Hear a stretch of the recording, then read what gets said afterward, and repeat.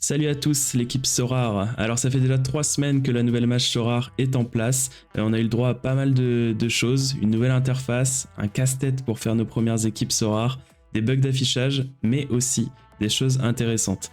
Alors je vais vous faire un premier bilan de cette nouvelle aventure en plusieurs points. Et le but c'est de vous partager mon ressenti sur ce nouveau jeu Sorare qui fait beaucoup parler de lui depuis quelques semaines, voire quelques mois. Et avant toute chose, je vais vous faire un petit jeu. Pendant cette vidéo, je vais cacher une question et votre but, ce sera juste de répondre à cette question dans l'espace commentaire. Et puis derrière, moi, je vais tirer au sort une personne qui sera abonnée à ma chaîne et qui aura commenté pour faire gagner la petite carte de Matty Cash, donc de joueur de Aston Villa en in-season. Voilà. Pour vous remercier. Et d'ailleurs, en parlant de remerciements, je voulais remercier toutes les personnes qui me soutiennent depuis le début. Qui me font des retours assez réguliers, que je puisse améliorer mon contenu. Donc j'espère que ça va continuer dans le bon sens cette aventure. Et voilà, qu'on prenne du plaisir tous ensemble. Voilà, je vous embête pas plus. Bon visionnage à tous.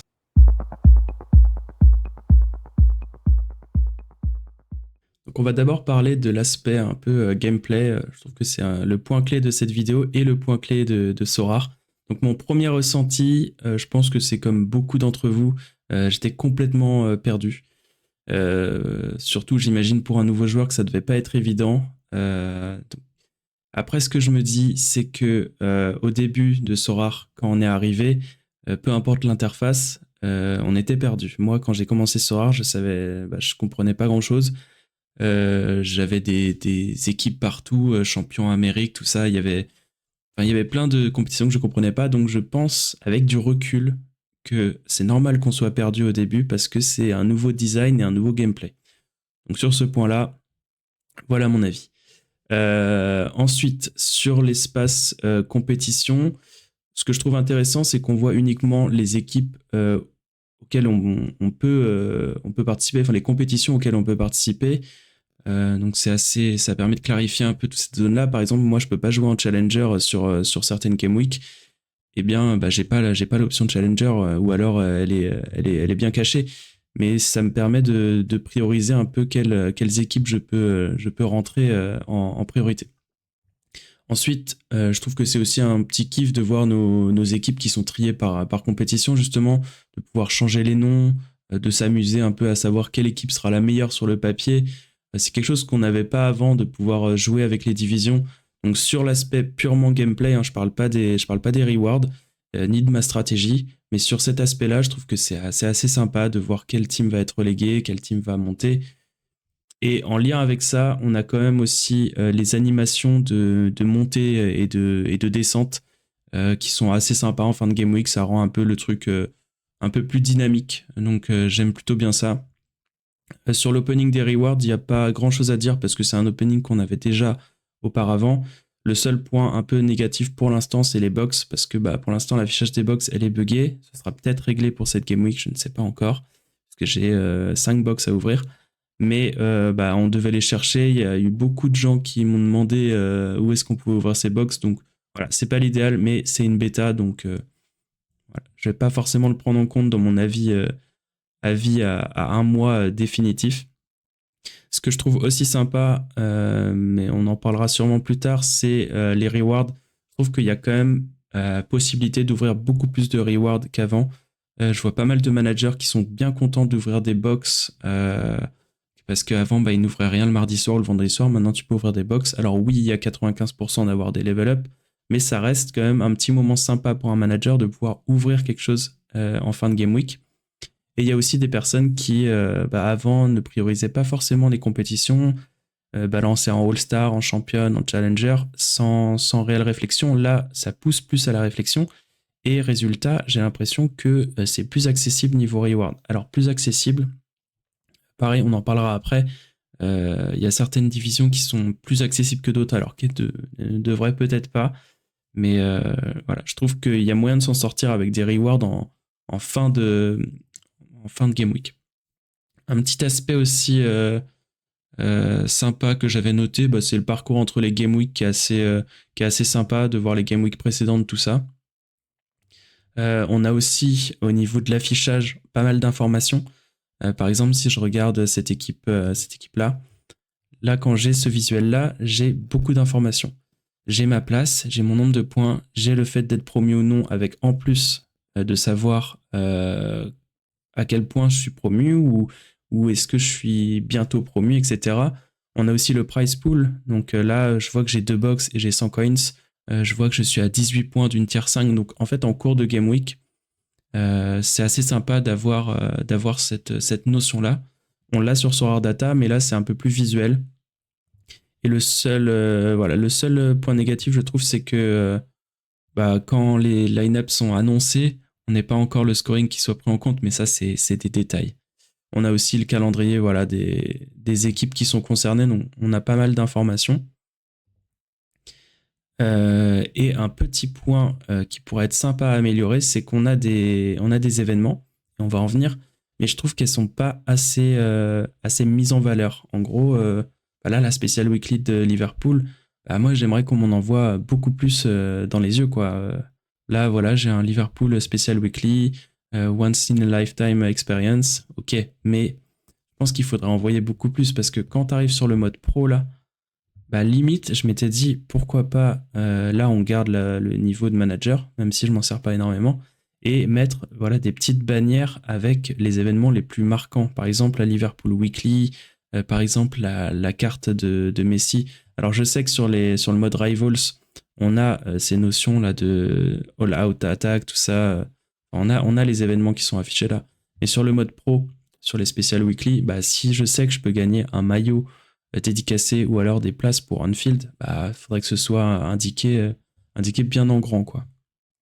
Voilà mon avis sur le côté interface. Moi, personnellement, je m'y suis fait. Je prends du plaisir à faire mes équipes. Bon, ça paye pas forcément pour le moment. On verra ça en fin de vidéo.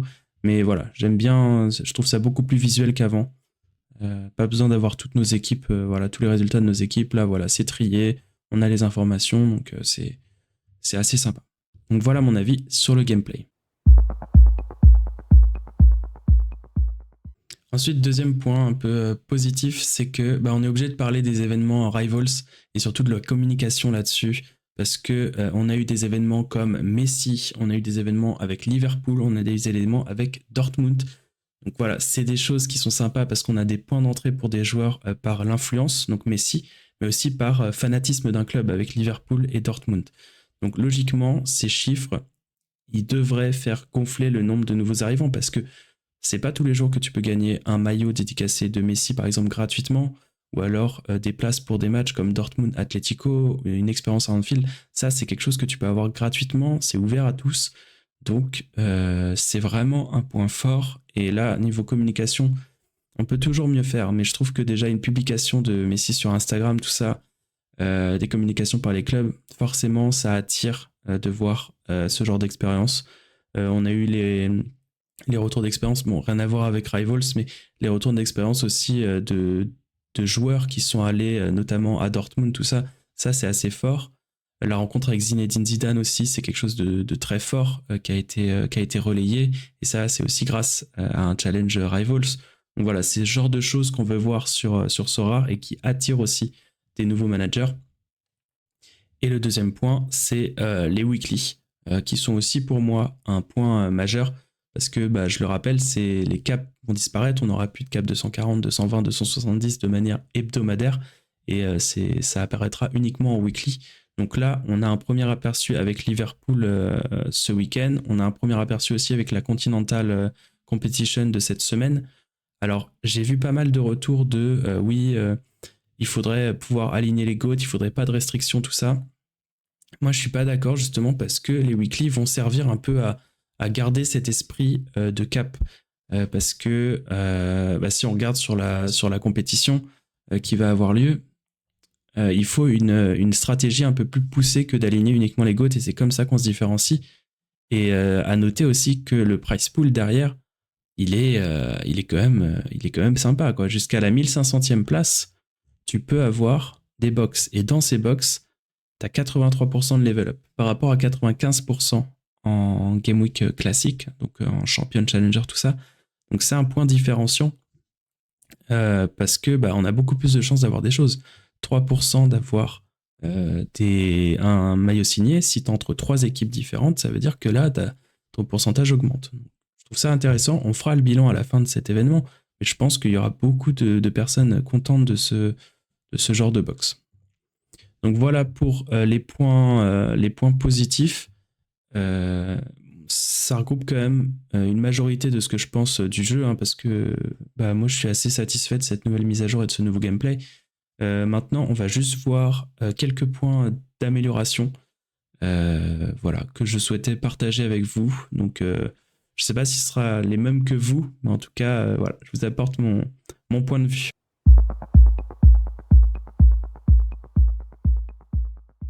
Le premier axe d'amélioration, vous l'avez vu, c'est le free-to-play.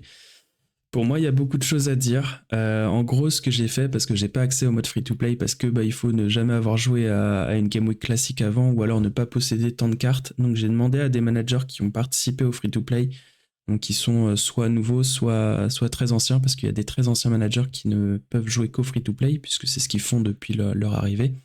Et de ce que j'ai compris, ça reste des témoignages, mais quand tu viens d'arriver, en gros, tu arrives sur une première Game Week, t'es trop content, parce que tu peux choisir tes joueurs, t'alignes les GOAT, t'es en division, par exemple division 2, et là tu montes à la fin de la Game Week. Et c'est là qu'il peut y commencer à avoir un problème. Le premier point négatif, c'est que t'as pas forcément de reward si tu montes en div, sauf si t'es très très bien classé, de ce que j'ai entendu. Et le deuxième point, c'est que tu as 80% de chances de ne gagner que des level up ou des tickets rivals. Je crois même que sur une capture d'écran, il n'y avait pas cette indication-là, c'était marqué 80% et il n'y avait rien derrière. Donc c'est assez flou. Il faut se dire que c'est le point d'entrée des nouveaux managers et que pour jouer au mode pro, tu as envie d'avoir des cartes pro. T'as pas envie d'aller sur Rivals avoir des tickets. Alors oui, tu peux gagner des cartes sur Rivals, mais c'est pas le but. Là, c'est vraiment de t'emmener vers le monde pro. Le but, c'était un peu un mode amateur semi-pro, et derrière le mode pro. Derrière, ce même manager, il était monté en division 1, et là, hop, il est pas descendu. Et qu'est-ce qui s'est passé à la fin de cette Game Week? Il a eu une box, 100 cartes à l'intérieur, et ciao, le mode free-to-play.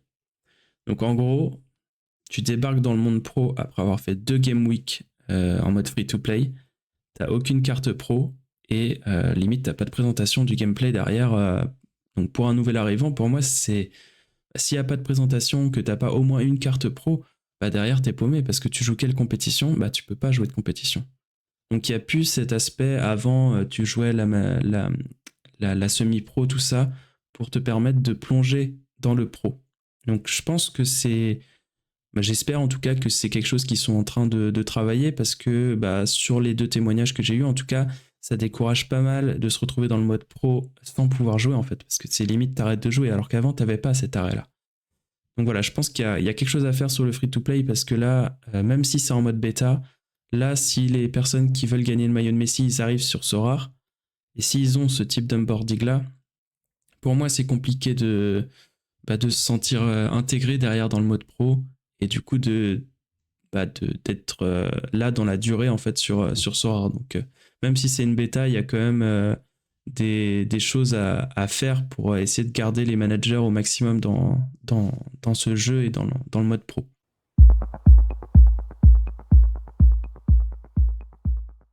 Et le deuxième point, là je pense que ça va parler à pas mal de monde, c'est le pool de reward. Moi, je parle avec mon expérience là, c'est que il y a certaines game week où certains joueurs, je ne sais pas du tout où les aligner. Il y a la question de la division, par exemple en division 1 où tu peux pas gagner. T'as le top 70 qui est récompensé avec $5 minimum, alors qu'en division 2, ça monte jusqu'à la 150e place pour avoir des récompenses. Donc il y a d'abord l'aspect division, mais il y a aussi l'aspect in-season, off-season. Là, je suis en train de me demander si mes in-season, je vais pas les mettre en off-season pour pouvoir essayer de farmer des box parce que les scores sont moins importants et tu peux avoir des box, tu peux avoir des cartes, tu peux avoir du cash sur les podiums. Donc en fait, je sais que c'est encore à l'étude, tout ça, que les divisions vont se rééquilibrer. Un Torque, il avait fait un schéma sur un live en gros où c'était 15%, 20%, 30%. Et en gros, c'était une pyramide quoi, avec au milieu la division 3. Donc j'espère que ce sera un peu plus équilibré parce que normalement, quand tu as des très bonnes cartes, tu te poses pas la question, tu les alignes en Div 1 in-season, quoi. Tu veux chercher du cash, tu veux chercher là où tu as le plus de reward. Donc ce genre de choses, j'espère que ça va être réglé parce que pour l'instant, moi, mes Game Week, je galère un peu à savoir où est-ce que je vais mettre mes teams et où est-ce que j'ai la meilleure chance de reward. Donc voilà pour mon ressenti sur les rewards. On va pas reparcourir tous les chiffres, tout ça. Il y a des très beaux documents qui sont gérés, notamment la documentation de Bush là, sur le nombre de participants par reward, enfin par compétition. On a tous ces éléments-là. Et bah, pour l'instant, ça n'a pas l'air d'être encore vraiment corrigé. Mais moi, je m'attends à ce que ce soit corrigé parce que bah, c'est la pérennité du truc qui est en jeu, quoi. Donc voilà. Voilà sur ces 2 points. J'appelle pas ça des points négatifs, j'appelle ça des points d'amélioration parce qu'on est encore en phase bêta. Mais pour moi, c'est des points importants et voilà, j'aime bien partager ça. Si l'équipe Sora, vous avez des réponses là-dessus, n'hésitez pas. Et si vous aussi, vous avez des choses à partager, pareil, vous partagez. C'est aussi ça, il faut réussir à faire passer les messages, mais sans pour autant être pessimiste et afficher que les mauvaises choses sur les réseaux. Il faut construire un peu, et voilà, derrière, ça va s'améliorer, il y aura aucun souci. Et on va passer à la dernière partie, juste vous partager un peu les dernières rewards que j'ai, enfin les rewards que j'ai eu sur les 2 dernières Game Week. Donc il y a eu, j'ai eu du cash. En gros, j'ai eu $20 en cash sur la PL in season. Donc pour un score de 402, en gros, bah je peux on va aller directement sur Sorare, ce sera plus simple. Mais en gros, hop. Voilà ce que je disais dans le parcours des Game Week assez simplifié. J'avais eu $20 avec cette équipe-là, 426 points en division 1.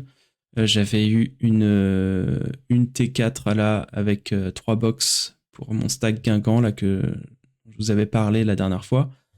À part ça, bah, y a eu cette Game Week là, du coup je vais m'en sortir avec 2 box en Classic Season. D'ailleurs j'avais nommé cette team, si eux ils gagnent quelque chose, je sais plus ce que j'avais mis à la fin.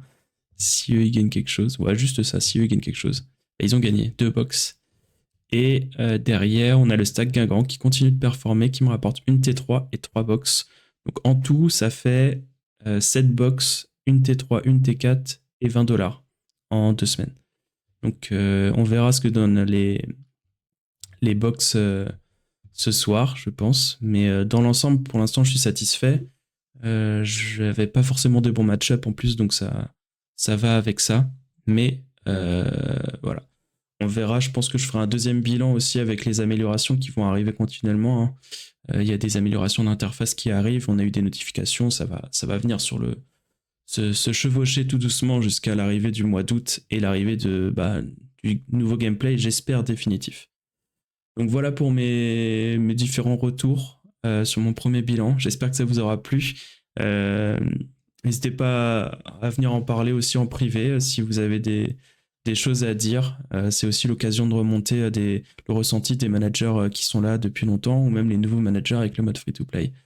Donc voilà, on se retrouve sûrement ce soir pour le partage des rewards sur mon Twitter. Et sinon, je vous souhaite une bonne semaine européenne et bon courage pour la Continental Game Week. Salut!